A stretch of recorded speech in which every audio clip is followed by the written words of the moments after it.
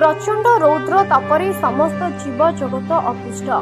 दिनक दिन तातीर प्रकोप बढ़िबारे लागि रहितबा बेले ताकु दृष्टि रखी बलांगीर जिला पाटणागड़ उपखंड बेलपड़ा ब्लॉक धुमाभट्टा ग्राम पंचायतर आंब बगीचारे चढ़ई माने खरारे किपरि पानी टोपाई पाई डहल विकल हेउथबा देखि स्थानीय युव सरपंच बनमाली नायक निज खर्चरे कुंभार पाखरे माटी पात्र तैयारी कराई आंब बगीचार आंब गछ मानक डाल मानकरे शिकारी माटी पात्र रखी चढ़ई माने जेपरि सुविधारे पानी पी पारिबे तार व्यवस्था करिसेंती।